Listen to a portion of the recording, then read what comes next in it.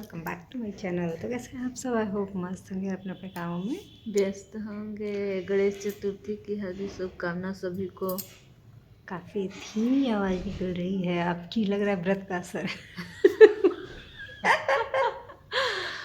तो जी हाँ दोस्तों, संकष्टी गणेश चतुर्थी की हम दोनों निर्जल व्रत हैं और हम लोग पूजा की तैयारी कर रहे हैं। रोज़ रोज़ क्या ही ब्लॉग बनाए, वही दाल चावल रोटी। वही तो सब लोग डाला लन।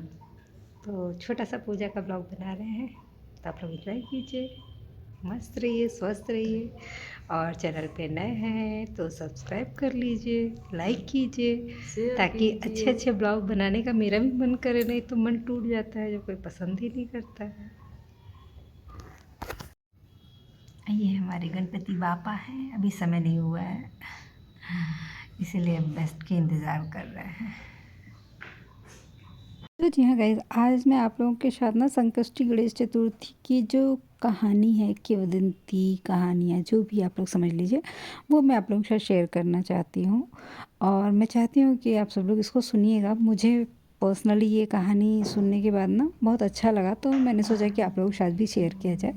तो गणेश जी का ये जो संकष्टी गणेश चतुर्थी व्रत है, ये बहुत प्राचीन समय से ही, जब राजा हरिश्चंद्र जी का राज्य चलता था, शासन चलता था, तो उनके राज्य में एक ऋषि शर्मा नाम का जो ब्राह्मण हुआ करता था।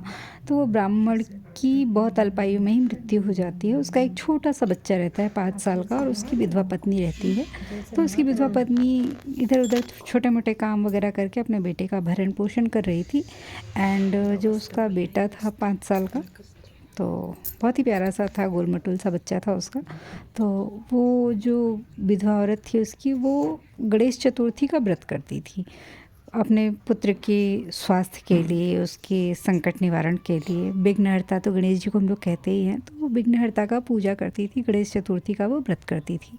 तो संकट गणेश चतुर्थी का व्रत वो करती थी इस वजह से कि उसके पुत्र के ऊपर कोई संकट ना आए, क्योंकि वो पति को खो चुकी थी और बच्चे को अपने सही सलामत रखना चाहती थी। तो इस तरह से वो गणेश चतुर्थी का, संकट चतुर्थी का व्रत उन्होंने किया था उसी रात। और राजा की बेटी की शादी थी, और कुम्हार को ढेर सारा बर्तन बनाने का आदेश हुआ था, राज्य आदेश मिला था। तो कुम्हार जो है बर्तन बनाने की बहुत कोशिश कर रहा था, लेकिन उसके आवे में ना आग नहीं लग रही थी। वैसे भी ठंडी में आप लोग देखते हैं आग जल्दी लगती नहीं है, तो आग नहीं लग रही थी, तो वो परेशान था। तो उसने किसी तांत्रिक से पूछा, तो तांत्रिक ने उसको सलाह दिया कि आप जो है किसी बच्चे की बलि दे दो, उस आवे में बिठा करके आग लगाओ, तो आग जल जाएगा और बर्तन भी आपका पक जाएगा। अभी वो जो कुम्हार था वो बहुत परेशान हुआ कि किसके बच्चे की वो बलि देगा, क्योंकि आप किसी के बच्चे की बलि दोगे तो वो आपको छोड़ेगा, कोई नहीं छोड़ेगा कि भाई मेरे बच्चे की बलि तूने दी कैसे। तो फिर उसको ध्यान आया कि ऋषि शर्मा जो ब्राह्मण है, उनकी जो पत्नी है वो विधवा है, वो अकेली मेरा क्या ही उखाड़ लेगी, उसी के बच्चे की बलि दे देते हैं। तो वो गया, फुसला करके उसके बच्चे को ले आया। तो उसका बच्चा खेल रहा था, और जो उसकी माँ ने संकट गणेश चतुर्थी का पूजन किया था, तो जो गणेश जी की मूर्ति बनाई थी गोबर से, उसको अपने गले में पहन करके वो खेल रहा था। तो फिर उसको पकड़ के ले गया और आंबे के अंदर डाल करके आग लगा दी और ढक करके सो गया। फिर सुबह उसकी माँ तो बेचारी परेशान अपने बेटे को चारों तरफ ढूंढ रही है, बहुत रो रही है, 5-6 साल का बच्चा है बेचारी का, तो बहुत रो रही थी। फिर जब सुबह वो कुम्हार उठा और उसने आमा खोला, तो उसने देखा कि आवे में घुटने तक पानी भरा हुआ है पूरा, और जो बच्चा है वो खूब खेल रहा है उसमें, और ढेर सारा दुर्वा, जो दूब घास होता है, वो उसमें पानी में, कमल के फूल सब दिखे हुए। तो उसको बहुत आश्चर्य हुआ कि मतलब बच्चा इतना निडर होकर खेल रहा था, उसको बिल्कुल किसी चीज़ का भय नहीं था, कोई संकट का उसको कोई डर नहीं लग रहा था। तो वो राजा के पास पहुंचा अपने डर को शांत करते हुए। गलती तो उसने की थी, फिर भी वो राजा के पास पहुंचा, क्योंकि ये चीज़ उसके लिए बहुत आश्चर्य वाली थी।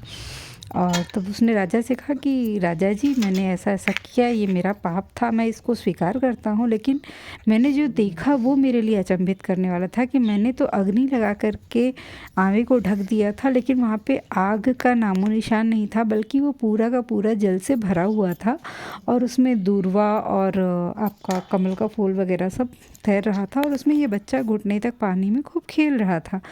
तो राजा को बड़ा आश्चर्य हुआ। तो राजा ने कहा कि ये किसका पुत्र है, आप इसके माता पिता को बुलाओ। तो कुम्हार बताता है कि ये ऋषि शर्मा जी का पुत्र है। ऋषि शर्मा तो अब इस दुनिया में नहीं रहे, लेकिन उनकी पत्नी है, मैं उनको बुलवाता हूँ।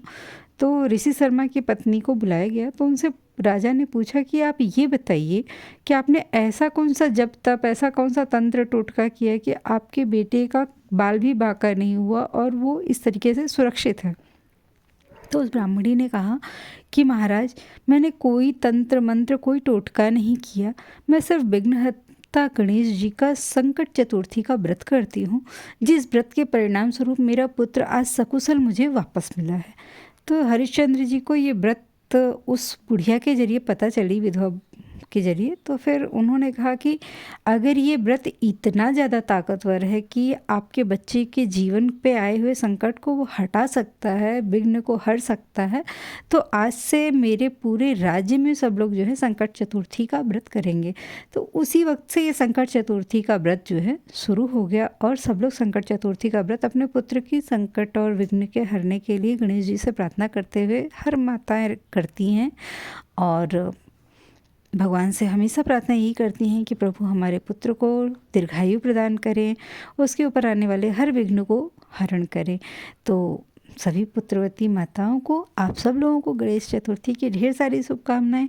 और आप लोग बताइएगा कि आपको मेरी ये कहानी कैसी लगी।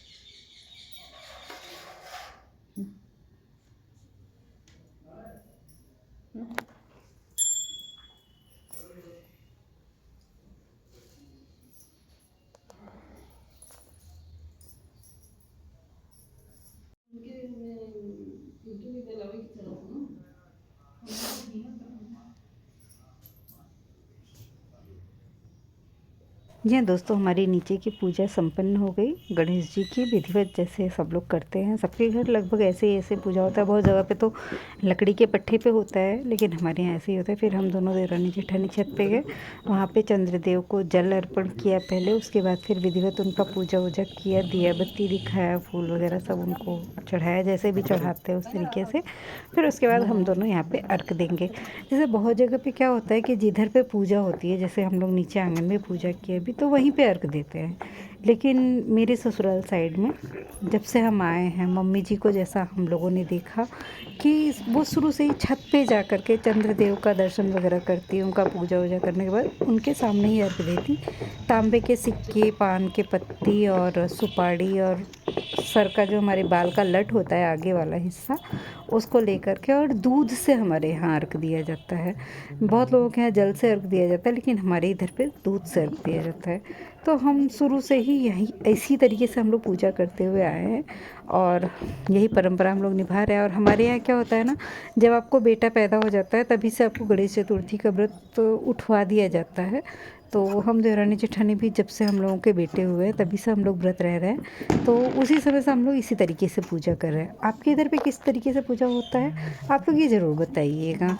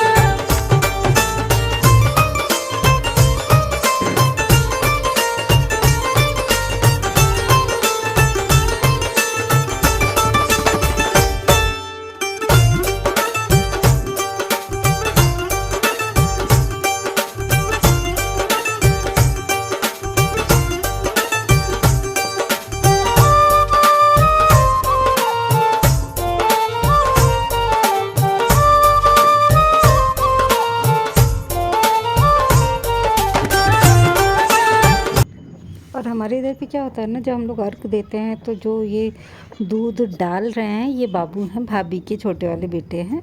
और हमारे यहाँ बेटा ही दूध देता है माँ को, मतलब गिराता है, तो उसी से अर्घ हम लोग देते हैं। और तो मेरे सपूत तो है नहीं, वो कॉलेज में हैं, तो ठीक है, वो उससे ये मैटर नहीं करता कि आपका अपना बेटा है या देवरानी जेठानी का बेटा है, बस बेटा होना चाहिए आपसे रिश्ते में, वो आपका बेटा लगना चाहिए। तो वही आपको अर्घ देने के लिए दूध या जल गिराएगा तो आपको अर्घ देना होता है। तो वही हम लोग कर रहे हैं, जो हमारे यहाँ रिचुअल चलता है उसी हिसाब से।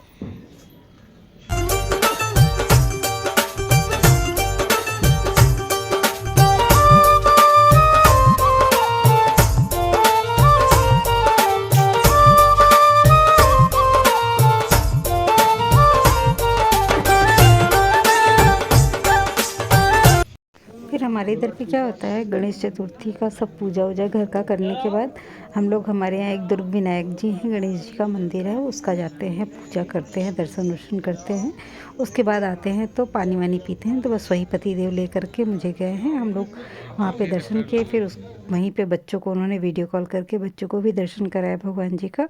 तो इस तरीके से हमारी पूजा संपन्न हुई। आप लोगों की पूजा कैसी बीती आप लोग ज़रूर बताइएगा।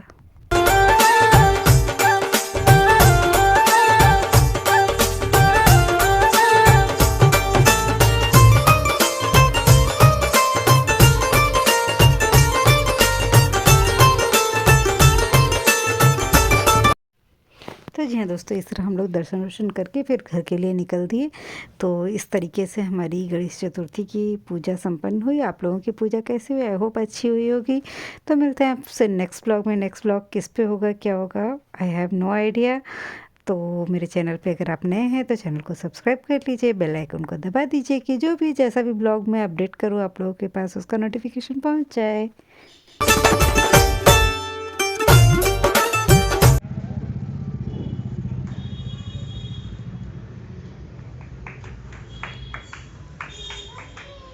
तो ये गाइस, आप लोगों को गणेश जी का दर्शन हमने करा दिया। गणेश चतुर्थी की आप लोगों को ढेर सारी शुभकामनाएं। तो इस तरह से आज का मेरा ब्लॉग एंड होता है। तो मिलते हैं आपसे नेक्स्ट ब्लॉग में, तब तक के लिए बाय बाय।